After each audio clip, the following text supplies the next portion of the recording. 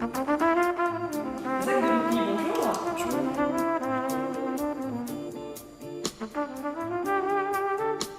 On t'a reçu aujourd'hui à la bibliothèque du Puy avec grand plaisir pour discuter de deux bandes dessinées algériennes et love story à l'iranienne.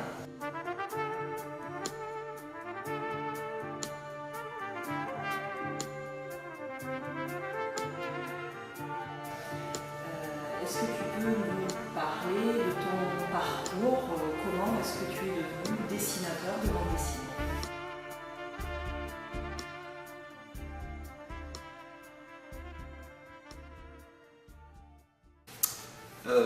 Je vais simplifier, mais en gros, hein, pour dire les choses, j'ai d'abord été vraiment un gros lecteur de BD. Et c'est en étant un gros lecteur de BD que je me suis mis à dessiner et que du dessin, j'ai orienté mes études vers le dessin et donc vers l'art plastique, puis les beaux-arts. Voilà. Et puis pour sortir des beaux-arts, il fallait quand même vivre un peu. Et donc j'ai plutôt fait le contraire de ce que mes collègues des Beaux-Arts ont fait. J'ai plutôt fait de l'illustration, des choses plus alimentaires, même de la pub, des choses comme ça, des choses très contraignantes, qui ont fait que je suis revenu à la bande dessinée assez tardivement, mais avec une grande envie, une grande faim. Voilà. Et je suis devenu auteur de BD en faisant ce que font tous les autres BD aujourd'hui, c'est-à-dire en étant d'abord dans des petites maisons d'édition et puis en apprenant mon métier un peu comme ça, je faisais à la fois de la bande dessinée et de l'illustration et puis ensuite quelques projets dont Love Story ont fait que j'ai mis les pieds dans des maisons un peu plus grosses. On va revenir sur les maisons d'édition. Auparavant, est-ce que tu peux nous parler de ces choix-là? Parce que algériennes comme Love Story à l'iranienne ont des sujets très graves. Est-ce que c'est quelque chose qui t'intéresse? C'est quelque chose qui te tient à cœur? Tu veux faire de la bande dessinée militante? Alors, peut-être pas militante, mais l'idée vraiment c'est que je passe un an avec un album, mais je passe un an et parfois un peu plus avec un scénariste. Donc du coup j'ai aussi envie que ça m'interpelle et que ça fasse écho en moi. Et quand on m'apporte un sujet, alors Love Story c'est un sujet qui est arrivé un peu de manière périphérique. J'ai un peu répondu à une annonce postée par un autre dessinateur qui concernait des journalistes qui voulaient faire une BD et sans dire quel était le sujet. J'ai compris que c'était l'Iran, mais beaucoup plus tard. Et c'est quand j'ai compris que c'était l'Iran que ça a suscité mon intérêt, parce que j'avais lu Persépolis évidemment, mais Persépolis ça datait déjà de 20 ans auparavant. Je me suis dit tiens, il n'y a rien eu sur l'Iran actuel depuis 20 ans. Donc allons voir si ce que raconte Marjane Satrapi est encore possible aujourd'hui, si c'est la même chose. Donc c'est ça qui a suscité mon intérêt, c'est pas l'idée de me dire tiens, il y a l'Iran et parlons de l'Iran parce que c'est important. Ensuite algérienne, ça vient un peu par ricochet parce que Souad Merali, je le connais, il connaît mon travail, il sait que j'ai fait Love Story et que même si au départ son projet c'est de faire un projet avec plusieurs dessinateurs, et je trouve que par discussion on arrive à la conclusion que un seul dessinateur sur un projet sur la guerre d'Algérie, ça peut être intéressant. J'arrive sur ce projet-là parce que la guerre d'Algérie aussi, là pour le coup, je me dis tiens, il y a quelque chose à raconter. C'est une blessure française, il y a des choses qui sont encore en écho aujourd'hui, y compris dans la société algérienne, mais y compris dans la société française, qui sont en lien avec la guerre d'Algérie. C'est un sujet peu traité finalement, donc il y a quelque chose à dire. Et en plus de tout ça, parce que Swan aurait pu m'apporter un projet entre guillemets classique sur la guerre d'Algérie, il m'apporte un projet où il renverse les choses. Il a qu'au lieu de parler des appelés, des soldats, il parle des Algériennes et il parle des femmes. Donc ce renversement de situation me paraît super intéressant et assez porteur. D'accord.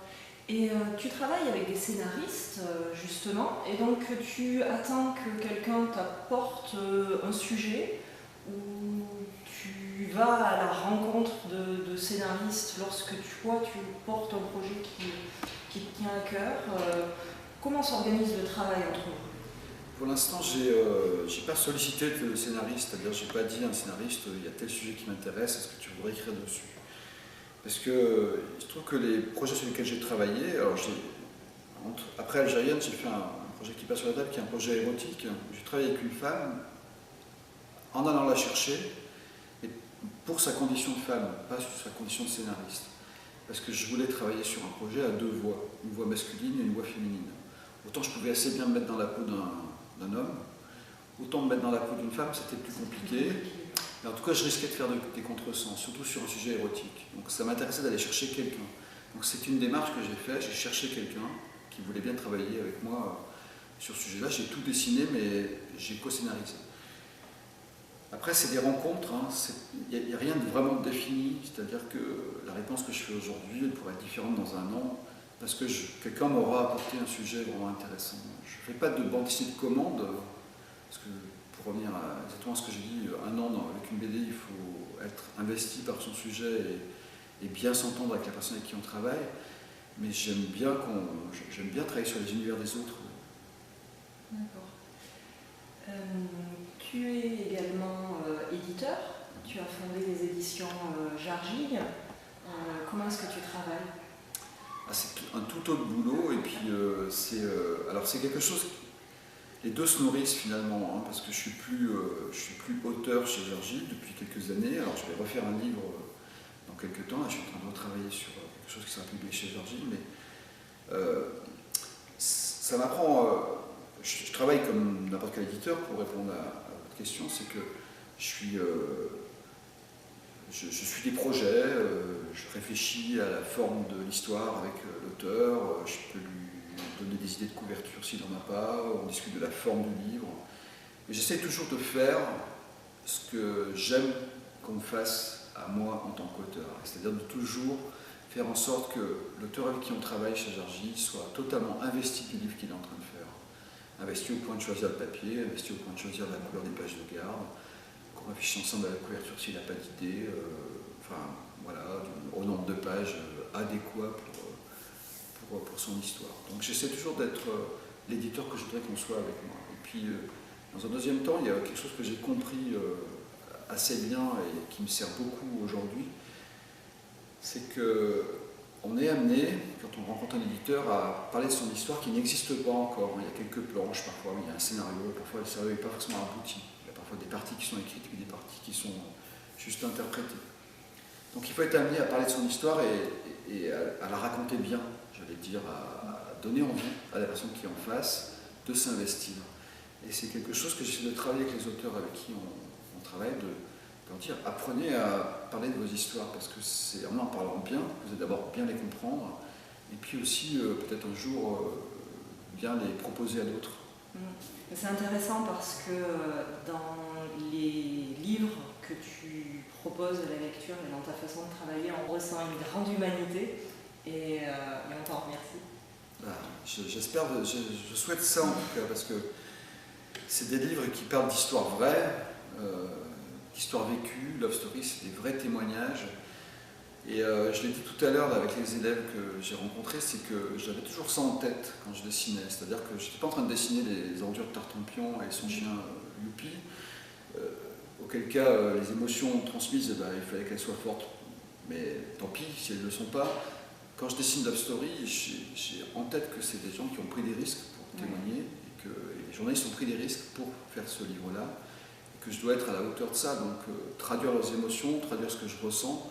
Ça fait partie du cahier des charges. Pareil pour Algérienne, je suis face à une histoire qui est terrible, qui est dramatique sur plein de points, parce que c'est une déchirure énorme. On parle de guerre civile aujourd'hui dans l'histoire, quand on parle de la guerre d'Algérie. C'est une guerre civile, chose qu'on a tue pendant des années en parlant d'événements, puis tardivement en 90 de guerre. Aujourd'hui on parle de guerre civile parce que c'est ce qui se rapproche le plus. L'ennemi, il est partout et nulle part. Il peut être sa mère, son frère, le voisin d'en face. Donc toute cette complexité-là, il fallait arriver à la traduire dans ce récit et à travers ces récits de femmes qui ne sont pas des vrais récits. Souane Merali, quand il explique son projet, il dit « je ne suis pas journaliste, je ne suis pas historien ». Donc j'ai pris des idées, des histoires, et j'en ai fait des personnages, j'en ai fait des archétypes et pas des stéréotypes. Les femmes conçues dans l'Algérienne, elles n'existent pas. Les gens conçus dans Love Story, ils existent quelque part dans le monde. Dans l'Algérie, ils n'existent pas parce qu'ils ne se seraient pas rencontrés dans la vraie vie. C'est des gens qui sont dans des camps tout à fait différents. Mais ces camps différents et ces femmes différentes permettent de raconter une guerre autre que celle des hommes. Et Zach de Loupi, c'est un pseudonyme. Est-ce que tu peux nous dire comment tu as choisi ce nom-là? Alors je ne l'ai pas choisi, c'est bien qu'on me pose la question dans la région du Puy et d'Issingeaux, parce que mon grand-père a vécu toute son enfance autour d'Issingeaux, au pied des Sulques, et il parlait deux langues, il parlait le français évidemment, mais il parlait aussi un patois, le patois issingelais. Et quand j'étais petit, il disait très très souvent « Ah, t'es bien un sacré Zach Delopy », en parlant de moi. À l'époque, j'avoue que je ne savais pas bien ce que ça voulait dire et je ne cherchais pas. Puis un jour quand même, je me suis dit « Qu'est-ce qu'il veut dire par là ?» Je suis tombé sur un petit dictionnaire d'occitan, patois issingelais, parce que l'occitan et le patois issingelais sont très proches sur certains termes. Et du coup, en traduction, ça donne, Zach Delopy, ça donne un Jacques comme le prénom et des pins comme les arbres. Et un Jacques des pins, la traduction, c'est quelqu'un qui est dans la lune. Ce que je devais être pas mal quand j'étais petit dans la lune, parce que à cause des histoires qui traînaient et tout ça. Donc je l'ai gardé pour mon grand-père, qui n'était pas du tout un lecteur de BD, parce que sa génération n'avait pas baigné dans la bande dessinée. Il a vécu sur les plateaux très rudes, là au-dessus d'Issingeaux, où il y avait très peu de livres, et très peu de culture, mais beaucoup d'humanité et beaucoup de culture de sol.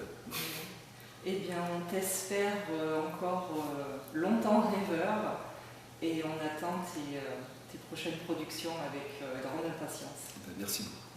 Merci à toi. Merci.